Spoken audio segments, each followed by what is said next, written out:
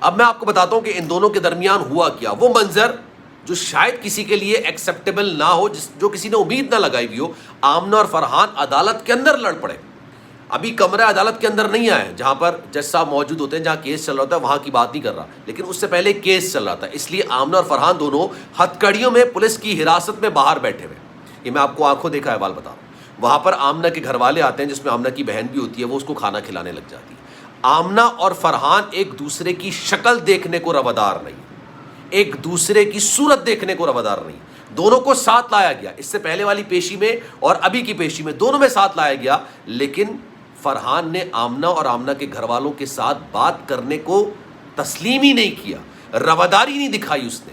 اور آمنہ سے جب کہا گیا کہ فرحان سے بات کر لوں، کیونکہ یہ ایک ایسا موقع ہوتا ہے کہ جب آپ کو لایا جاتا ہے نا اور آپ کی سماعت میں تھوڑا سا ٹائم ہوتا ہے، تو گھر والے ملتے ہیں، کچھ میسیجز دے دیتے ہیں، کچھ پیپر پہ لکھ کے دے دیتے ہیں، کھانا کھلا دیتے ہیں، بات کر دیتے ہیں، یہ ملاقات کا بڑا اچھا وقت ہوتا ہے۔ لیکن عدالت کے کمرے کے اندر فرحان نے بسم اللہ الرحمن الرحیم، السلام علیکم، آپ سبھی کو خوش آمدید۔ میں ہوں سلمان مرزا اور آپ دیکھ رہے ہیں میرا یوٹیوب چینل اور Facebook page sum up with Salman Mirza. جناب بہت شکریہ یہ ویڈیو دیکھنے کے لیے آپ سبھی نے وقت نکالا ہے۔ ویڈیو کے آغاز میں تہہ دل سے آپ سبھی کا میں شکریہ ادا کرتا ہوں، لیکن میری دعا ہے کہ آپ جہاں ہوں خیر و عافیت سے ہوں، صحت مند ہوں اور تندرست ہوں۔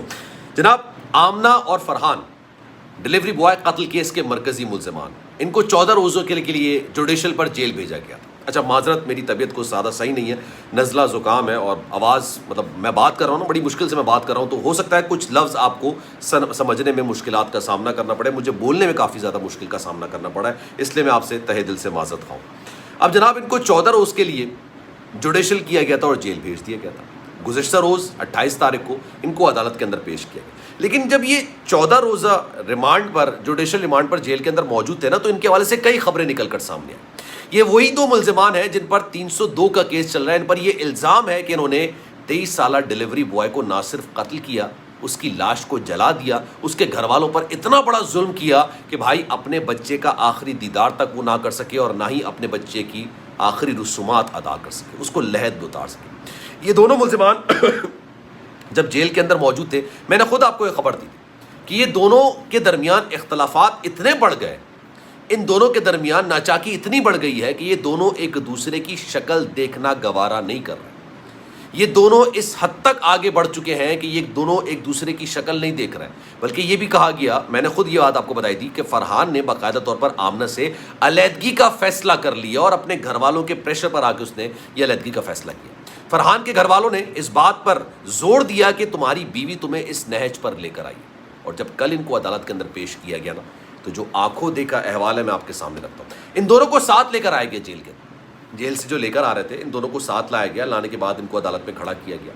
یہ دونوں اس سے پہلے بھی عدالت میں آ چکے ہیں، دونوں بڑے کانفیڈنٹ تھے، سینہ چوڑا کر کے چل رہے تھے، دونوں ایک دوسرے کا ہاتھ بھی پکڑے ہوئے تھے، دونوں اس طرح سے بیہیو کر رہے تھے۔ میں پہلی پیشی کی بات کر رہا ہوں کہ بھائی ان دونوں کے درمیان بڑی محبت ہے، بڑا پیار ہے، ان دونوں کے ساتھ بڑا ظلم ہو گیا۔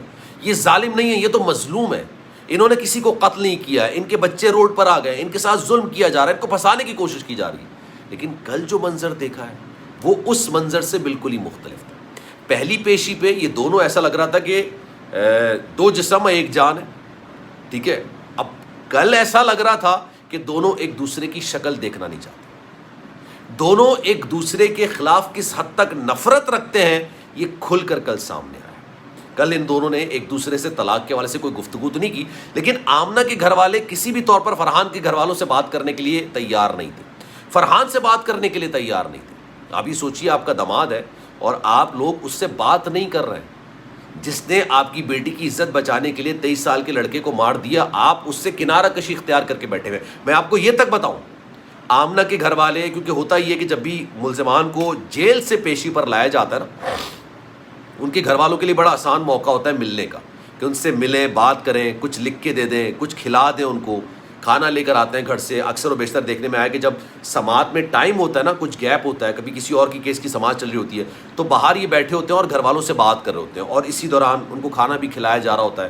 یہ تمام معاملات ہو رہے ہیں۔ آمنہ بالکل الگ بیٹھی ہوئی اپنے گھر والوں کے ساتھ، اسے گھر والے گھر سے کھانا لائے ہوئے تھے، وہ آمنہ کو کھلا رہے تھے، اپنے داماد کو کوئی نہیں پوچھ رہا تھا۔ اور فرحان کے گھر والے کسی بھی طور پر آمنہ سے بات کرنے یا آمنہ کے گھر والوں سے بات کرنے کے لیے روادار تھے۔ یہ دونوں کے جو اختلافات ہیں نا اب گزشتہ روز کھل کر سامنے آئے. یہ میں آپ کو آنکھوں دیکھا احوال بتا رہا ہوں آگے. یہ دونوں اب ایک دوسرے سے بات کرنے کے لیے روادار نہیں. اور میں آپ کو ایک اور خبر دے دوں, یہ آپ نوٹ کر لیجئے خبر جو مجھے ذرائع سے پتہ چلی ہے. یہ دونوں ایک دوسرے کے خلاف عدالت میں کھڑے ہونے والے ہیں. ابھی تو فی الحال ان کے خلاف کوئی ایویڈنس نکل کر سامنے نہیں آ رہا نا, ابھی کوئی ایسی چیز نکل کر سامنے نہیں آ رہی ہے جس کی بنیاد پر یہ فیصلہ کیا جا سکے کہ آمنہ اور فرحان گلٹی ہے یا انہوں نے کوئی ظلم کیا یا انہوں نے کوئی قتل کیا. ابھی تک کوئی ایسا ثبوت موجود نہیں ہے, آج کی تاریخ تک کوئی ایسا ثبوت نہیں. یہ ثبوت بے تحاشا ہے کہ آمنہ اور جو رئیس تھے وہ ریلیشن شپ کے اندر تھے. اوبویسلی اس کی ویڈیو کالز موجود ہیں, آڈیو کالز موجود ہیں, تصاویر, ویڈیوز, بے تحاشا چیزیں موجود ہیں جس سے یہ بات ثابت ہوتی ہے کہ یار یہ دونوں ریلیشن شپ میں تھے, یہ دونوں تعلقات تھے ان کے. یہ چھڑنے چھاڑنے والا معاملہ نہیں تھا, یہ دوسرے کو تنگ کرنے والا معاملہ نہیں تھا, یہ ان کا آپس کا ریلیشن شپ تھا. لیکن ریلیشن شپ کا کیس نہیں چل رہا نا, کیس چل رہا ہے ایک لڑکے کو قتل کرنے کا. 23 سال کے لڑکے کو مار دیا جس کا نام رئیس تھا, جو ڈیلیوری بوائے تھا, اس کی لاش تک کو جلا دیا. فرحان نے ایکسیپٹ کر لیا, مان لیا کہ ہاں میں نے قتل کیا. اس نے یہ بات کو تسلیم کر لیا کہ ہاں میں نے قتل کیا, لیکن اس کے بعد وہ مکر گیا. مکرنے کی وجہ صرف یہ تھی کہ بھائی وکلا نے کہا کہ آپ ہمیں گراؤنڈ تو دو نا کہ ہم کسی طور پر آپ کا دفاع کر سکیں. اگر آپ ہر جگہ اس بات کو ایکسیپٹ کرتے پھرو گے تو پھر ہم آپ کا دفاع کیسے کریں گے؟ لاجیکل بات ہے.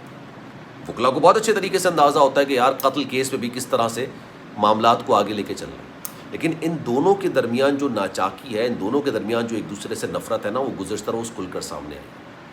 جو بات میں نے آپ کو بتائی تھی وہ گزشتہ روز سچ ثابت ہوئی کہ فرحان نا آمنہ کی صورت دیکھنا نہیں چاہتا, اور اس کی سب سے بڑی وجہ اس کے گھر والوں نے کہہ دیا کہ یار یہ جو تمہاری بیوی ہے نا, یہ تمہیں جیل کے اندر تک لے آئی ہے, یہ تمہیں پھانسی کے پھندے تک لٹکا دے گی. تمہارے بچوں کو روڈ پر لے آئی, روڈ پہ لا کے کھڑا کر دیا تمہارے بچوں کو. اب اس سے زیادہ برا اور کیا کرے گی ایک عورت؟ یہ تمہاری بیوی ہے جس سے تم نے نکاح کیا ہے, جس کے لیے تم کماتے ہو, اس نے تمہارے ساتھ یہ حرکت کی. ظاہر سی بات ہے فرحان کو عقل آئی ہے.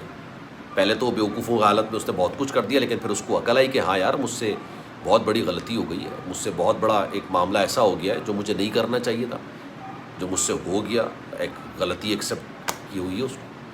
تو جناب اس بارے میں آپ کی رائے کیا ہے؟ میں چاہوں گا کہ کامنٹ سیکشن میں اپنی رائے کا اظہار ضرور کیجیے. سلمان مرزا کو دیجیے اجازت. زندگی رہی, صحت رہی, آپ کی دعائیں رہی تو انشاءاللہ آپ سے پھر ملاقات ہوگی. جانے سے پہلے گزارش ہے, اگر آپ نے چینل سبسکرائب نہیں کیا سلمان مرزا آفیشیل, میرے یوٹیوب چینل کو سبسکرائب ضرور کریں, بیل آئیکن ضرور دبائیں. کوئی بات اگر آپ کہنا چاہتے ہیں تو انسٹاگرام پر آپ مجھ سے رابطہ کر سکتے ہیں. salman.mrz کے نام سے میرا انسٹاگرام اکاؤنٹ ہے, چاہیں تو فالو کر لیں. جو آپ میسج کریں گے میں آپ کی میسج کا رپلائی ضرور کروں. خیال رکھیے گا اپنا. اللہ حافظ.